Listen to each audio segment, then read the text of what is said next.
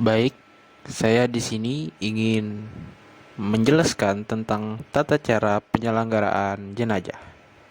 Sebelumnya, saya ingin memperkenalkan diri saya sendiri. Nama Muhammad Ahyar Ansari Putra dengan NIM 1904 120189, Prodi Ekonomi Syariah kelompok 16.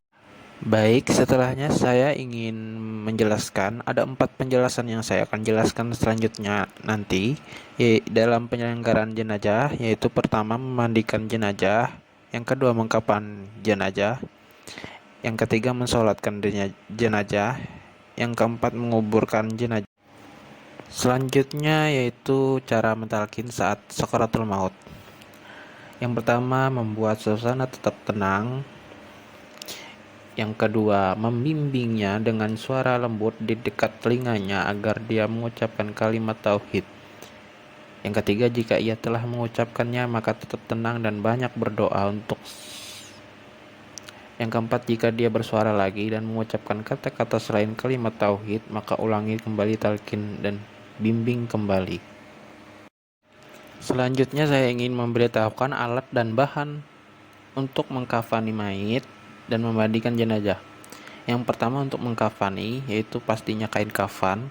Yang kedua kapur barus. Yang ketiga kapas. Yang keempat tali. Yang selanjutnya itu minyak kayu putih. Selanjutnya ingin menyampaikan bahan-bahan yang digunakan untuk memandikan mayit, yaitu air bersih di dalam tong yang sangat besar. Yang kedua sabun. Yang ketiga sarung tangan. Yang keempat kain kecil dan kain besar. Kegunaan kain kecil dan kain besar untuk menutup aurat jenazah. Yang kelima, handuk untuk mengeringkan setelah pemandian. Selanjutnya saya ingin menyampaikan cara memandikan jenazah. Yang pertama membaca niat.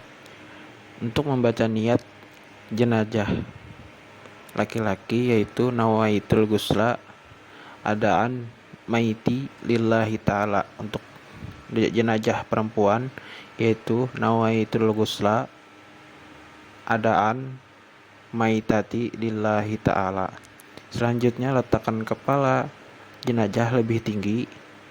Selanjutnya pakai sarung tangan sebelum memandikan. Selanjutnya ambil kain penutup dan jenazah. Dan selanjutnya bersihkan gigi, lubang hidung, lubang telinga, celah ketiak dan celah jari dan tangan serta rambut. Yang selanjutnya angkat kepala jenazah sampai setengah duduk. Kemudian tekan rel perutnya agar kotoran keluar. Selanjutnya siram seluruh tubuh jenazah diikuti dengan membaca niat memandikan jenazah. Selanjutnya bersihkan kubul atau kemaluan depan dan dubur kemaluan belakang jenazah.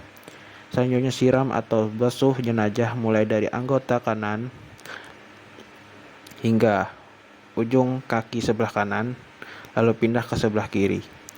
Selanjutnya siram dengan air kapur barus. Selanjutnya jenazah diwudukan. Keringkan tubuh mayit menggunakan handuk yang kering.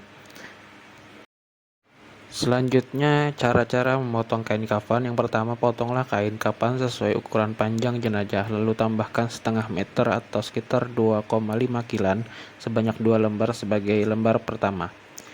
Yang kedua, kemudian potonglah kain yang lain berukuran sekitar 16 cm atau 1 depa untuk menjadi badan jenazah mulai dari bagian dada hingga lutut. Yang ketiga, lalu potonglah kain kafan sekitar 160 cm atau sama dengan 1 depa untuk menjadi lembar ketiga, berfungsi sebagai penutup badan jenazah dari bagian dahi hingga mata kaki. Yang keempat, terakhir potonglah kain kafan yang lain sepanjang 160 cm atau sekitar 1 depa dengan lebar sekitar 5 cm berjumlah 4 lembar sebagai tali dan 1 lembar dipotong menjadi 2. Selanjutnya cara mengkafani jenazah. Yang pertama, bentangkan tali-tali pengikat kafan secukupnya. Tidak ada jumlah tali yang ditentukan syariat, perkaranya longgar. Yang kedua, bentangkan kain kafan lapis pertama di atas tali-tali tersebut. Yang ketiga, beri bukhur pada kain lapis pertama atau jika tidak ada bukhur bisa diganti dengan wangian lainnya. Yang keempat, bentangkan kain kafan lapis kedua di atas lapis pertama. Yang kelima, beri bukur atau minyak wangi pada kain lapis kedua. Yang keenam, bentangkan kain kafan lapis ketiga di atas lapis kedua. Selanjutnya yang ketujuh, beri bukur atau minyak wangi pada kain lapis ketiga. Selanjutnya ingin menjelaskan cara menguburkan jenazah. Yang pertama, memperdalam lubang kubur supaya tidak tercium bau jenazah dan tidak dimakan oleh binatang pemakan bangkai. Yang kedua, meletakkan jenazah di tepi lubang atau liang kubur sebelah kiblat, lalu ditaruh papan kayu atau semacam dengan posisi agak miring, supaya jenazah tidak langsung tertimpa tanah. Yang ketiga, kemudian di atasnya ditaruh semacam bata, posisi mendatar untuk menahan tanah timbun, sehingga tidak mengenai jenazah langsung. Yang keempat, meletakkan jenazah dengan memasukkan kepala jenazah dari arah kaki kubur atau dari posisi selatan jika di Indonesia. Yang kelima, letakkan jenazah posisi miring ke kanan menghadap kiblat dengan menopang tubuh menggunakan batu atau papan kayu supaya jenazah tidak kembali tertelentang. Yang keenam, meletakkan tanah di bawah pipi jenazah sebelah kanan setelah kain kapan dan semua tali dibuka. Pipi menempel langsung ke tanah. Yang ketujuh, ketika memasukkan jenazah ke liang kubur dan meletakkannya dianjurkan membaca doa berikut. Bismillahirrahmanirrahim wa ala millati Rasulillah. Khusus jenazah perempuan, disarankan untuk membentangkan kain di atas kuburnya pada waktu dimasukkan ke liang kubur, sedangkan untuk mayat laki-laki tidak dianjurkan. Yang kesembilan, jenazah perempuan sebaiknya yang mengurus adalah laki-laki yang tidak dalam keadaan junub atau tidak menyentuh istri mereka pada malam sebelumnya. Yang 10, setelah jenazah diletakkan di lubang kubur, disarankan untuk menaburkan tanah 3 kali dari arah kepala mayit, baru kemudian ditimbun tanah. Yang ke-11, membaca doa setelah selesai menguburkan jenazah. Adapun doa setelah menguburkan mayit yaitu Allahumma sholli ala Sayyidina Muhammad wa ala ali Sayyidina Muhammad, Allahumma bihaqil Fatihah ihtik riqobana wa riqobana hadil maiti minan nar, Allahumma anzil rahmah wa baghfirah ala hazil maiti waj'al kuburuhu raudatan minal jannah wala taj'alhu laha hafratan minan nairon.